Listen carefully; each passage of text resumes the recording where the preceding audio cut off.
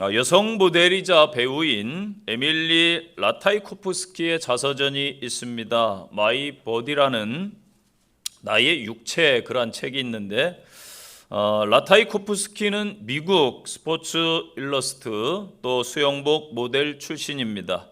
배우로도 활동하고 많은 뮤지션들의 뮤직비디오 모델로도 유명해져 있습니다.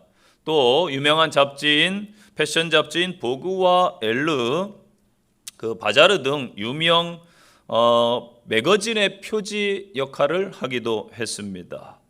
이 몇 해 전에 라타이코프스키가 말레이시아의 억만장자인 금융인 존 로우에게 이색적인 제안을 받았다고 실토를 했습니다.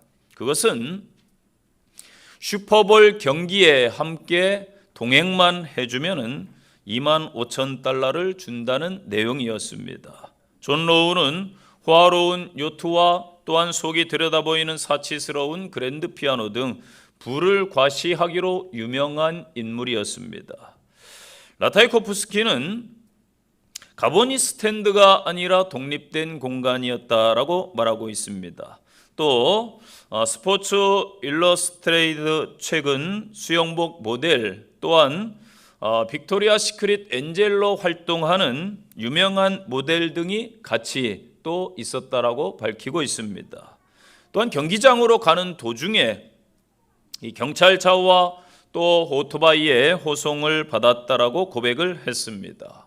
이 존 로우는 세계적인 부를 자랑하지만 인지도 있는 배우들과 함께 있는 것을 자랑하고자 그에게 돈을 지불을 했습니다. 돈을 지불하고 유명한 배우의 시간을 아마 살 수 있었을 것입니다. 그러나 그들의 마음만큼은 과연 살 수 있었을까? 그들의 삶을 그에게 돈으로 살 수 있었을까라는 생각을 해보게 됩니다. 우리 하나님께서는 이 땅의 죄인들을 위하여 값없이 그 아들 예수 그리스도를 내어 주심에 저와 여러분이 감사해야 될 줄로 믿습니다. 우리는 영원히 죽어야 될 존재, 지옥에 갈 마땅한 존재들입니다. 이런 죄인들과 함께 하신 하나님의 사랑을 여러분은 알고 계십니까? 성탄은 하나님의 함께 하심, 죄인들을 위해 이 땅에 오셔서 함께 하시는 예수님, 세상 끝날까지 이 땅의 사람들과 동행하시는 하나님을 깨닫는 것이 진정한 성탄의 의미가 되겠습니다. 오늘 성탄절 아침에 본문을 통해서 깨닫는 은혜가 있으시기를 바랍니다. 본문은 성탄은 하나님의 약속의 예언의 성취다라고 말씀을 주고 있습니다. 22절 보세요. 이 모든 일에 된 것은 주께서 선지자로 하신 말씀을 이루려 하심이니. 아멘. 예수 그리스도에게 성취된 일이 구약시대에 하나님께서 선지자를 통해서 예언하신 사실 명확하게 알려주고 있습니다. 여기서 선지자는 주님이 나시기 전 약 700년 전에 이사야 선지자를 말하는 것입니다. 이사야를 통해서 처녀가 잉태하여 아들을 낳을 것이요 그 이름을 임마누엘이라 하리라. 이게 이사야 7장 14절 말씀입니다. 이 예언의 말씀을 구약 성경에서 하셨는데 예수님께서 동정녀 마리아를 통해서 성령으로 잉태되어 이 땅에 태어난 것은 우연히 이루어진 일이 아니라 이미 하나님께서 말씀하신 그 말씀이 현실로 나타난 것이라는 사실입니다. 하나님은요, 무슨 일을 행하심에 있어서 즉흥적으로 하시지 않습니다. 미리 계획하시고 또 그것을 여러 모양으로 알리신 후에 행하신다는 사실입니다. 이사야 46장 10절 말씀을 보면은 내가 시초부터 종말을 알리며 아직 이루지 아니한 것을 옛적부터 보이고 이르기를 나의 뜻이 설 것이니 내가 나의 모든 기뻐하는 것을 이루리라 하였느니라. 아멘. 아모스 3장 7절 말씀을 보세요. 주 여호와께서 자기의 비밀을 그 종 선지자들에게 보이지 아니하시고는 결코 행하심이 없느니라. 아멘. 여자의 후손으로 예수님이 이 땅에 오실 것을 예언했는데 갈라디아서 4장 4절 말씀에 보면은 때가 참에 하나님이 그 아들을 보내사 여자에게 낳게 하시고 라고 기록해 주고 있습니다. 이 말씀은 창세기에 있는 말씀이 신약에 와서 이루어진 것입니다.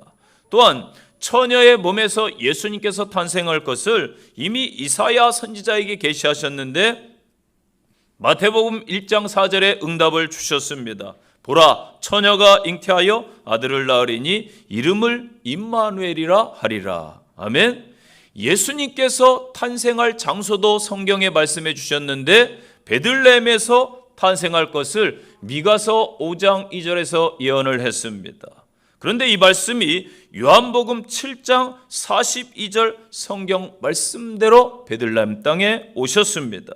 그리고 예수님께서 은 30에 팔릴 것과 예수님의 일생에 관한 예언이 이사야 53장 50절에 기록되고 있는데 마태복음 26장 27절에서 정확하게 이루어졌습니다. 여러분, 이 모든 사건은 예수 그리스도가 이 땅에 오시기 전에 이 세상에 어떻게 오셔서 어떻게 사시다가 어떻게 죽으시고 어떻게 부활하실 것을 미리 계시해 주셨는데 성경 말씀대로 예수님께서 탄생하셨다라는 것입니다. 그러므로 우리가 믿는 이 기독교는 계시된 종교임을 분명하게 알 수 있습니다. 이 성탄은 하나님의 말씀, 이 예언된 말씀이 이루어진 것을 감사하는 성탄절이 되시기를 바랍니다. 두 번째 교훈입니다. 성탄은 성육신 사건입니다. 23절 보세요. 처녀가 잉태하여 아들을 낳을 것이다. 예수님께서 성령으로 잉태되었다는 것, 동정녀 마리아에게서 태어났다는 것, 이 부분에서 많은 사람들이 그렇게 이야기하죠. 야, 성경은 허무맹랑한 책이야. 왜 그럴까요? 합리적이지도 않고 이성적으로 받아들여지지도 않고 믿어지지 아니하니까 그러한 것입니다. 자, 성육신 인카네이션, 하나님께서 신이 육신의 몸을 입고 영적인 존재가 이 땅에 오셨다. 자, 여러분, 이 성육신 사건은 성경의 약속입니다. 마태복음 1장이 여러분은 오늘 말씀이 믿어져야 됩니다. 동정녀 사건이 논리적으로 맞지 않는다고 주장을 하지요. 자, 여러분, 논리가 무엇입니까? 문제가 있으면은 문제가 있고 답이 있어요. 그 답이 맞으면은 그게 논리적으로 맞는 것입니다. 자, 인간에게 문제가 있습니다. 성경은 그 모든 문제를 말씀합니다. 하나님과의 관계가 무너졌다. 하나님을 떠났다. 그것이 죄이다. 이 죄로 말미암아 인류에게 문제가 생겼다. 죽음과 질병과 인간의 영과 혼과 육의 문제가 생겼다라는 거예요. 그 문제를 해결할 답, 해결할 자를 유일한 구세주를 너희에게 보내주시겠다. 그분이 예수님이다. 구약의 말씀은 예수님을 이 땅에 보내주겠다는 말씀입니다. 구원자. 신약은 그 말씀대로 약속대로 예수님이 이 땅에 오신 사건입니다. 자, 논리적으로 이루어졌습니다. 예수라는 이름 또한 죄에서 구원할 자, 문제의 근원을 해결할 자입니다. 이것만큼 여러분 논리적인 것이 있겠습니까? 예수 이름이 과연 우연입니까? 아닙니다. 하나님의 놀라운 계획입니다. 요즘에 유전공학이 발달하고 과학이 발달해서 인간 복제 시대에 세포, 체세포를 복제하는 시대에 살고 있습니다. 정상적인 남녀의 결합을 통하지 않고도 세포의 핵을 가지고 얼마든지 그렇게 사람을 복제하는 시대입니다. 인간의 과학이라든지 시험관학이라든지 여러 그러한 현상들이 우리 주변에 나타나고 있습니다. 그래서 이 과학도 그러한 것을 이루어가는데 천지와 만물을 온 우주를 다스리시고 말씀으로 창조하신 하나님께서 예수님을 이 땅에 보내실 때에 성령으로 잉태하게 하시고 동정녀의 몸을 빌어서 나게 하신다는 것은 어찌 보면 우주 창조를 다스리시고 만물을 창조하는 것보다 훨씬 더 쉬운 일이라는 사실입니다. 온 우주와 천지 만물을 말씀으로 창조하신 하나님, 전능하신 하나님 아버지께서 남자 없이 처녀에게서, 동정녀에게서 탄생하게 하는 것이 무슨 문제가 되겠느냐라는 것이죠. 여러분, 이것이 과연 비논리적인 것입니까? 문제는 우리가 자꾸 어떻게 이러한 일이 가능한가라는 인간적인 관점으로 묻기 때문입니다. 하나님은요, 얼마든지 모든 일을 가능케 하실 줄로 믿으십니까? 아멘. 그 믿음이 성탄에 있어야 됩니다. 구약 성경에 보면은요, 이미 증거하고 있어요. 사람은 불가능하지만 하나님께서 가능하게 하신 잉태 사건이 있습니다. 사람들은 믿지 못하고 어떻게 이런 일이 일어나는가? 여러분 보세요. 아브라함이 아들 이삭을 낳을 때에 몇 세의 아들을 낳았어요? 100세에 낳았습니다. 인간의 논리로 설명할 수 없는 일입니다. 삼손도 원래 잉태하지 못했는데 그의 어머니가 하나님의 능력과 도움을 힘입어서 낳습니다. 침례 요한도 마찬가지지요. 그러므로 우리는 어떻게라고 묻지 말고 하나님은 다 하실 수 있다라는 믿음을 가져야 될 줄로 믿습니다. 그렇다면 왜 예수님은 성령으로 그럼 잉태되어야 됐는가? 동정녀의 몸을 왜 이 땅에 빌어서 와야 됐는가? 두 가지 이유가 있습니다. 첫째는 예수님이 바로 하나님이시라는 것을 증거하기 위해서입니다. 자, 예수님은 영적인 분입니다. 인간의 몸을 입고 이 땅에 오셨지만은 제2위 성자 하나님이십니다. 그렇다면 왜 하나님이 인간의 몸을 입고 이 땅에 와야 됩니까? 그것은 우리를 구원하시기 위함입니다. 사람이 사람을 구원할 수가 없어요. 죄인이 죄인을 구원할 수가 없어요. 아무리 내가 자녀들 사랑하지만은 죄 문제는 해결해 줄 수가 없습니다. 인간을 구원할 수 있는 분은 오직 인간을 창조하신 하나님만이 가능합니다. 그렇기 때문에 하나님께서 이 땅에 친히 육신의 몸을 입고 오신 것입니다. 이것을 나타내는 것이 바로 예수님의 성령으로 잉태된 사건입니다. 예수님께서 성령으로 잉태하시고 동정녀의 몸을 빌어 오신 것은 예수님이 죄 없는 분이라는 사실을 의미합니다. 이 땅의 가장 큰 문제가 죄 문제입니다. 사실 이 땅의 문제는 정치 문제도 아닙니다. 경제 문제도 아닙니다. 과학의 문제도 아니고 문화의 문제도 아닌 거예요. 정확하게 말하면은 죄 문제입니다. 그래서 두 번째로 죄 문제, 이 문제를 해결하려고 이 땅에 오신 것이지요. 문제는 그 죄를 해결함 받을 수가 없다는 것입니다. 아무도 이 땅의 인간은 해결할 수가 없습니다. 이 땅의 시스템을 가지고 아무리 인류가 발전한다 해도 근본 문제는 해결할 수 없다라는 것입니다. 그렇기 때문에 하나님께서 창조주께서 이 땅에 구원자를 보내주신 거예요. 인간의 죄를 해결하려면 죄 없는 몸으로 와야 됩니다. 그래서 아담의 후손은 다 죄가 유전됩니다. 죄를 가지고 이 땅에 태어납니다. 제가 자녀를 키워보니까요, 그런 질문을 엄마들이 하더라고요. 목사님, 속상해요. 왜요? 제가 욕을 가르쳐 준 적이 없는데 애가 욕을 배워왔어요. 나쁜 짓을 가르쳐 준 적이 없죠, 부모는. 어느 부모가 나쁜 짓 가르치겠어요. 그런데 아이들은 욕도 배우고요, 더 쉽게 배우고 싸우기도 하고 부모를 아프게도 합니다. 이 죄성이 다 있어요. 그래서 아담의 후손은 다 죄를 가지고 있다.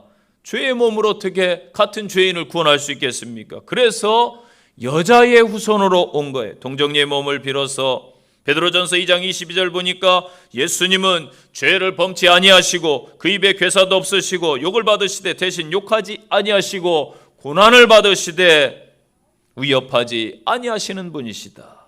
세상에서 유일하게 죄 없는 분이 예수 그리스도이심을 믿습니까? 구약에 보면은 사람들은 자기가 지은 죄를 용서받기 위해서 임시 방편으로 하나님이 제도를 주셨어요. 뭐예요? 어린 양 잡아서 제물로 드리는 것입니다. 하나님 앞에 대신 제물로 어린 양을 드릴 때에 그 어린 양은 흠이 없어야 됩니다. 상한 것 가지고 하나님 앞에 설 수가 없었어요. 이것이 중요한 조건입니다. 흠 없거나 상한 것은 죄를 대신할 수가 없어요. 거룩하고 깨끗한 제물입니다. 마찬가지예요. 이 땅에 오셔서 자기 몸을 십자가에서 제물로 거룩한 대속제물로 예수님께서 드리신 그분, 죄가 없이 드려야 됐기 때문에 인간의 모든 죄의 역사를 뛰어넘으시고 아담의 자손이 아니라 여자의 후손으로 이 땅에 오신 것입니다. 그렇기 때문에 예수님의 동정녀 탄생은 창세기 3장 15절 원시 복음의 예언의 성취입니다.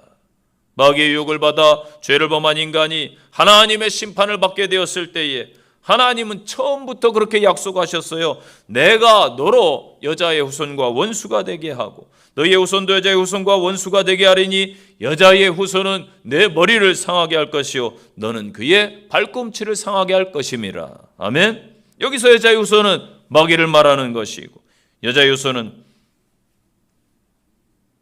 예수님을 말합니다.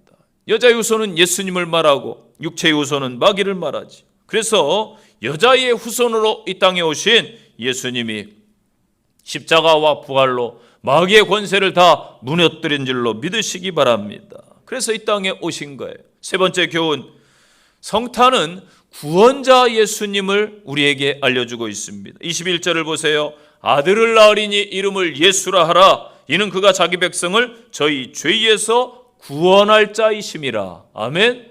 따라서 하십시오. 예수님은 구원자이십니다. 믿습니까? 아멘. 아들을 낳으리니 이름을 예수라 하라. 이는 자기 백성을 저희 죄에서 구원할 자. 예수라는 이름은 구원자라는 의미를 가지고 있어요. 그래서 자기 백성을 죄에서 구원할 자. 예수, 여호와가 구원이시다.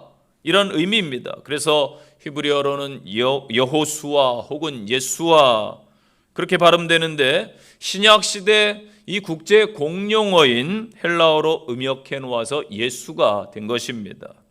인간은 이 우주 가운데 하나님의 형상을 따라 지음받은 유일한 존재입니다. 그 가치의 소중함 따진다면 비교할 대상이 이 땅에는 없습니다. 그럼에도 불구하고 우리 인간들이 살아가는 이 세상에는 참으로 많은 문제점들이 있지요. 유엔 헌장, 세계 인권 선언, 각국의 헌법을 보면은 모든 인간을 대단한 가치와 존엄을 지닌 존재로 규정하면서 이러한 인간이 인간답게 살아가야 될 권리, 즉 인권이 보장되어 있습니다. 그래 이들은 한결같이 기아와 빈곤, 질병과 전쟁, 고문과 착취 같은 인간을 비인간화시키는 문제들을 제거하기 위해 노력한다라고 그렇게 천명을 하고 있습니다. 여러분, 그런데 물질 문명이 발달할수록 이러한 것들이 다 계속 제거되고 있습니까? 사라지고 있습니까? 한번 생각해 보세요. 참으로 아이러니하지요. 여러분, 이 세상 과학 물질 문명이 인류를 구원할 수 있는 게 아니에요. 오직 예수 그리스도만이 죄에서 저희들을, 문제에서 저희들을 구원해 주십니다. 인간의 죄야말로 인류가 당하고 있는 문제의 뿌리라는 거예요. 근원, 즉 인간이 고통당하는 모든 문제는 바로 하나님을 떠난 그 범죄함으로 인해서 하나님과의 단절된 사람이 사람끼리 어울려 사는 것이 행복한 것 같은데 영원한 행복을 주지 못합니다. 사람끼리 부대끼고 살수록 발전할수록 더 많은 갈등들이 일어나더라고요. 여러분 보세요. 요즘에 가지고 가야 될 것이 너무나 준비해야 될 것이 많아요. 어디 외출하려면. 옛날에는 키 하나만 들고 딱 갔습니다. 그런데 요즘에는 별걸 휴대폰부터 해가지고 다 챙겨가야 됩니다.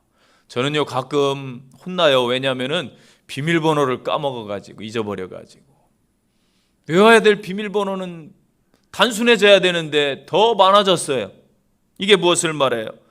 갈수록 세상이 여러분 좋아지는 것이 아닙니다. 하나님과 멀어진 이 세상 육체는 절대 하나님께 가까이 갈 수 없어요. 물질 문명을 가지고.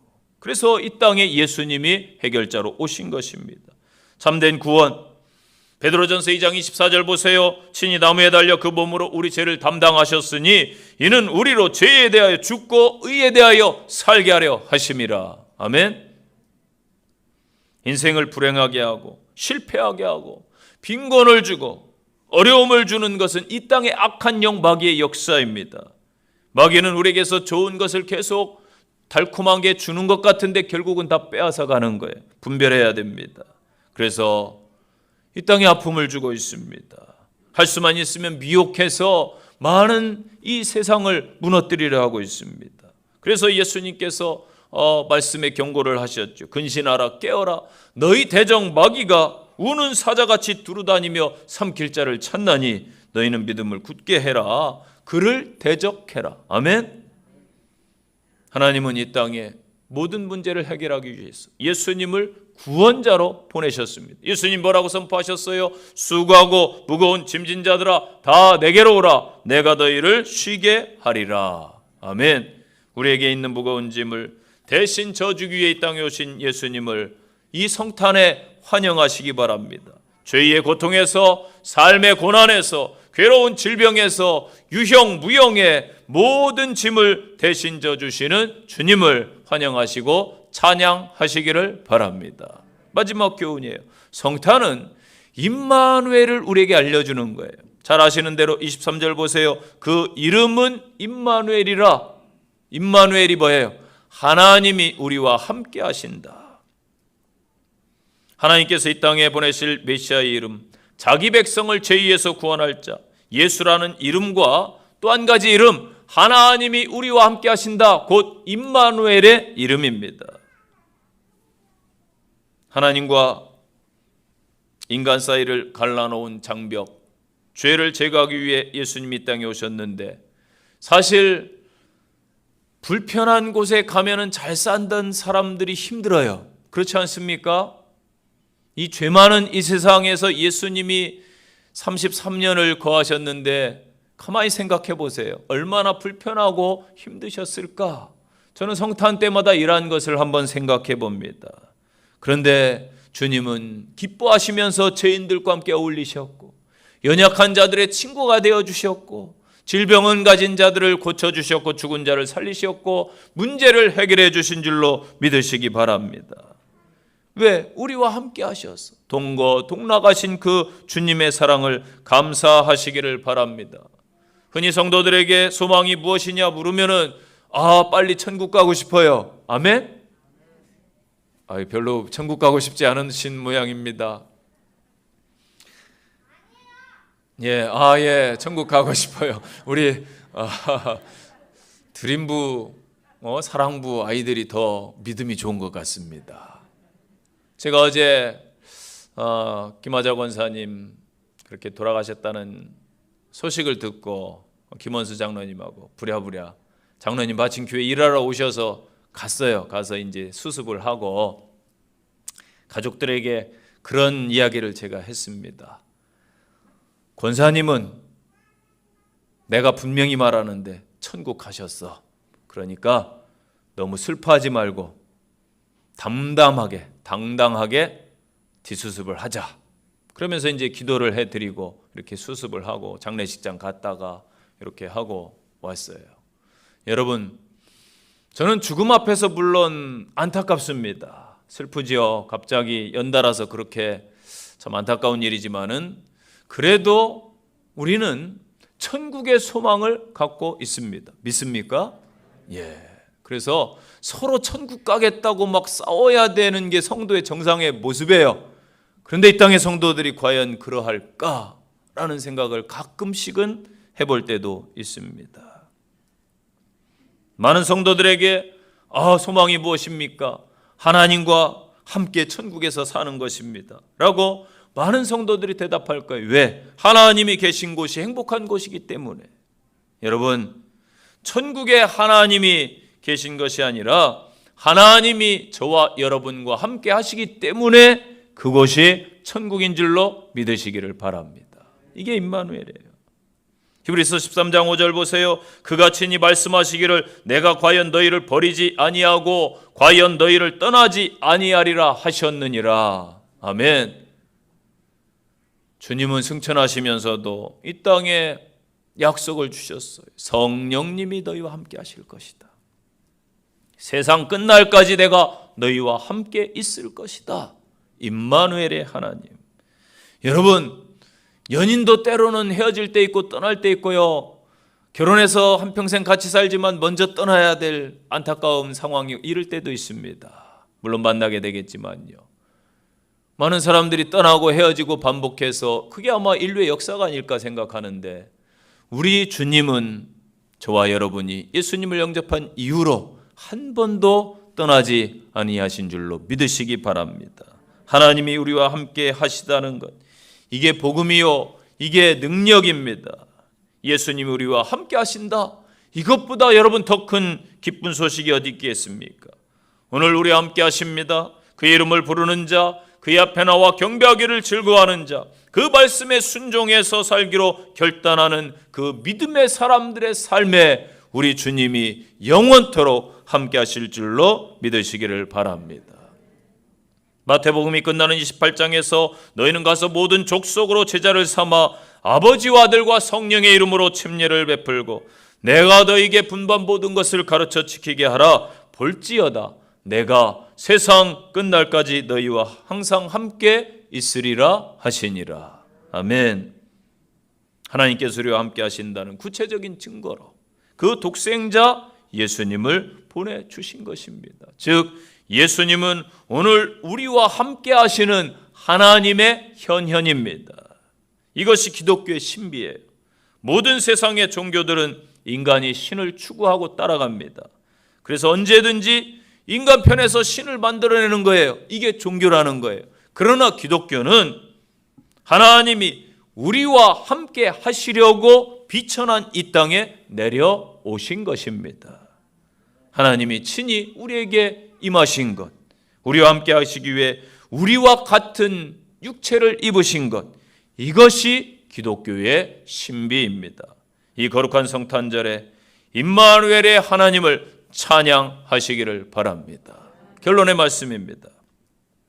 성탄은 예언 약속의 성취, 성육신하심, 또한 구원자 임마누엘의 이 네 가지 의미를 가지고 있습니다. 이 귀한 복이 성도 여러분들의 삶과 가정에 충만히 임하시는 복된 성탄이 되시기를 주님의 이름으로 축원드립니다.